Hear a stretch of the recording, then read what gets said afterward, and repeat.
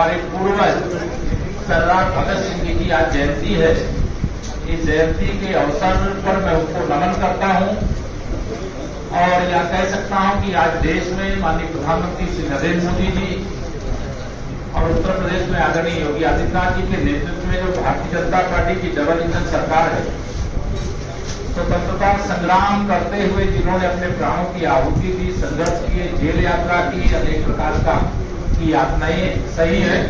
उनके स्वप्नों का भारत बनाने का काम हमारी सरकार कर रही है, करेगी और यही करके हम उन्हें अपनी सच्ची श्रद्धांजलि अर्पित करने का काम करेंगे। आज सरदार भगत सिंह जी की आज जयंती है। इस जयंती के अवसर पर मैं उनको नमन करता हूं और यह कह सकता हूं कि आज देश में माननीय प्रधानमंत्री श्री नरेंद्र मोदी जी और उत्तर प्रदेश में आदरणीय योगी आदित्यनाथ जी के नेतृत्व में जो भारतीय जनता पार्टी की डबल इंजन सरकार है,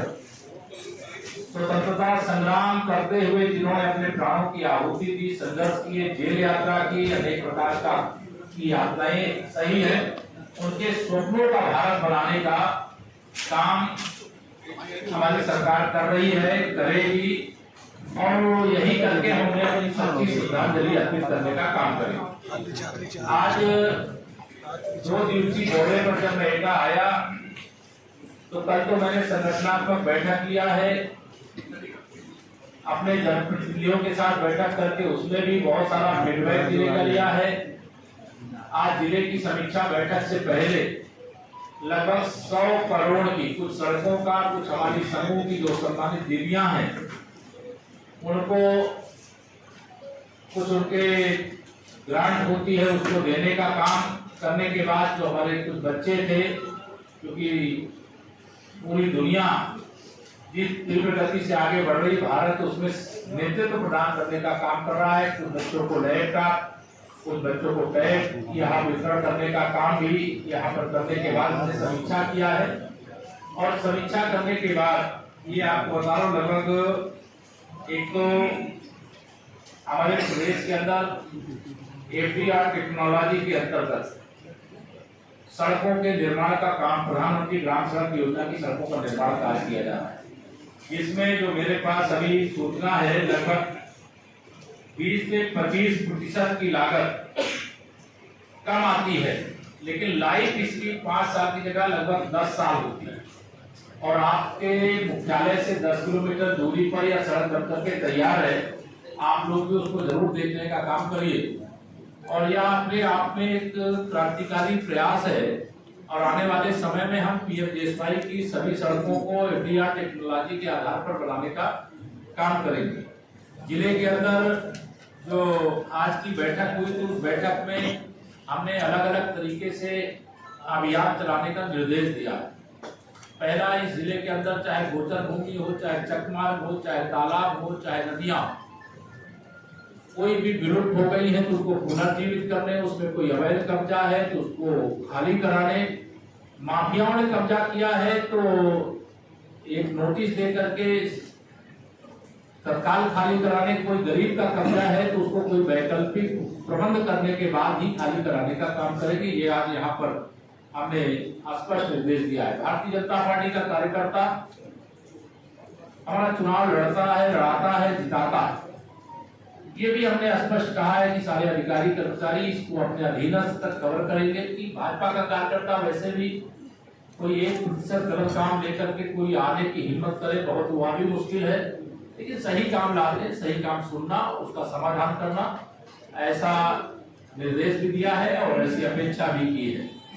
यहाँ हमारा मानना है कि जिले में अगर जनता की भीड़ आती है, जब ब्लॉक, थाना, तहसील में सही ढंग से सुनवाई नहीं होती तब जिले में भीड़ आती है, जब जिले में सुनवाई नहीं होती तब लखनऊ लोग जाते हैं। तो हमारी कोशिश यही है कि जो हमारे नीचे जहां समस्याओं के समाधान का केंद्र है, थाना, तहसील, ब्लॉक, या अपनी सक्रिय भूमिका जिम्मेदारी के साथ निभावें और समय समय पर जिले के जो आला अफसर हैं वो थाना, तहसील और ब्लॉकों का निरीक्षण भी करें। मैं भी बीच बीच में आता रहूंगा, मैं भी बीच बीच में निरीक्षण करता रहूंगा और फीडबैक लेता रहूंगा। बिजली विभाग की कुछ शिकायतें गंभीर किस्म की आई थी, उसमें बड़े सख्त निर्देश भी दिए गए हैं। किसानों को जो नलकूप के लिए कनेक्शन लिए हैं 1 अप्रैल 2023 से जो उनका बिजली का बिल है वो सरकार अदा करने का काम करने की बजटीय व्यवस्था की है। उसमें बिलिंग जरूर अभी हो रही है, लेकिन उसको भी नहीं करने के लिए कहा है, क्योंकि बिल बिजली विभाग देता है, भुगतान सरकार के माध्यम से हो रहा है। इससे किसानों के लिए खुशी की बात है कि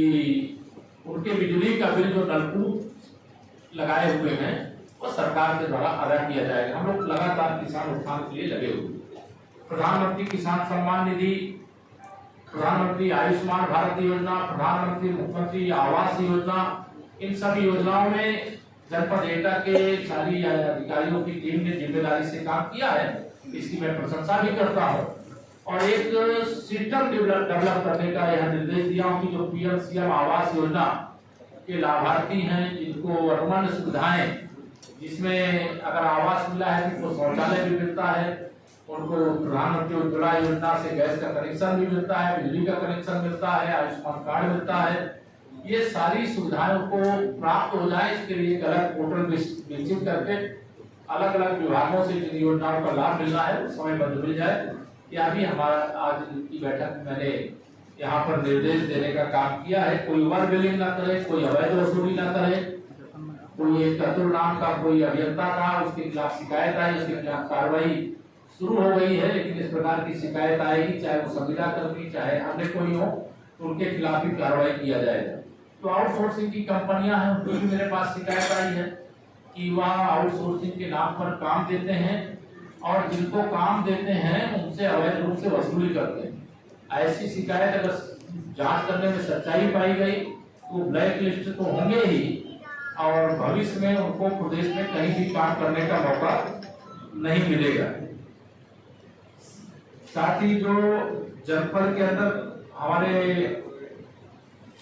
प्रधानमंत्री गरीब कल्याण अन्न योजना से राशन लोगों को मिल रहा है, उसमें कोई घटतौली ना हो,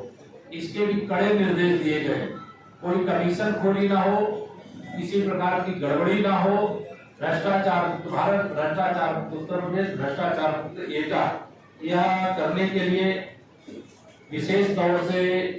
सभी अधिकारी मिलकर के प्रयास करें।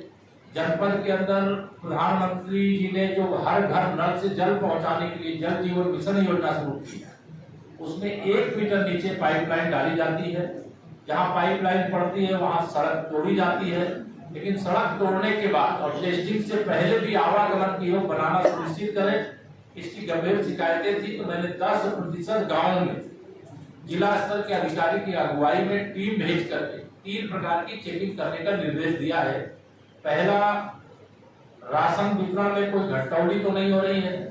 पाइपलाइन 1 मीटर नीचे डाली गई कि नहीं डाली गई,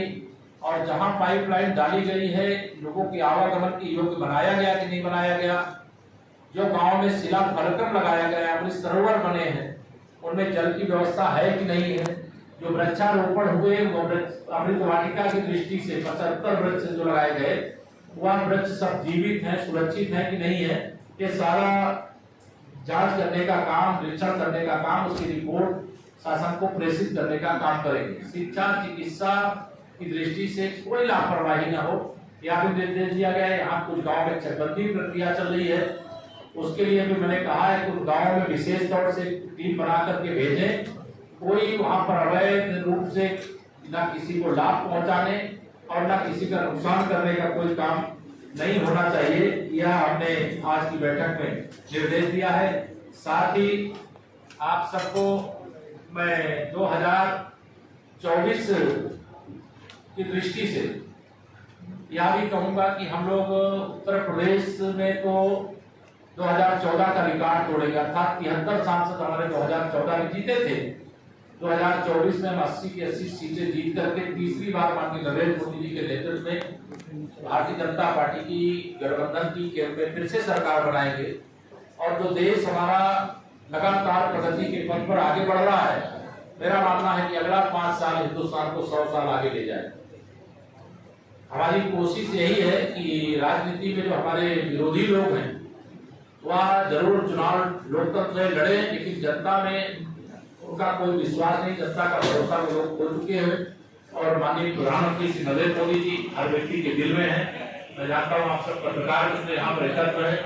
आप सब भी मेरे मोदी जी को ही चाहते हैं। आप पार्टी किसी को नहीं चाहते हैं। मेरा इतना ही आप सबसे कहना है। कोई एक तो सवाल हो आपको?